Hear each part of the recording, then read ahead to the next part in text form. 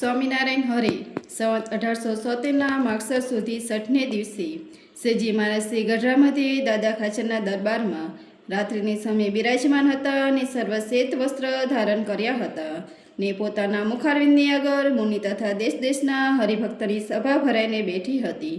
પછી શ્રીજી મહારાજ બોલ્યાજી, જેને ભગવાનની મૂર્તિ અંતરમાં અખંડ દેખાતી હોય તેને પણ ભગવાનની જે અવતારે કરીને જે સ્થાનને વિશે જે લીલા કરી હોય તે સંભાળી રાખવી ને બ્રહ્મચારી સાધુ તથા સત્સંગી તેની સાથે હેત રાખવું ને એ સર્વને સંભાળી રાખવા.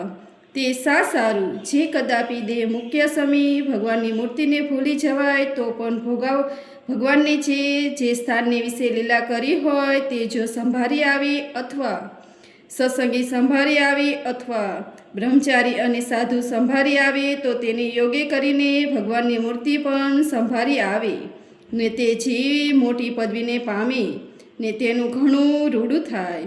તે માટે અમે મોટા વિષ્ણુ યાગ કરીએ છીએ તથા જન્માષ્ટમી ને એકાદશી આદિક વ્રતના વર્ષો વર્ષ ઉત્સવ કરીએ છીએ ને તેમાં બ્રહ્મચારી સાધુ સત્સંગીને ભેરા કરીએ છીએ.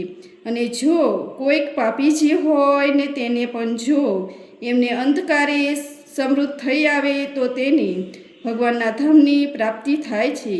ઇતિ વૈષ્ણવમૂર્ત ગઢડા પ્રથમનું ત્રીજું થયું. સહેજાનંદ સ્વામી મહારાજની જય.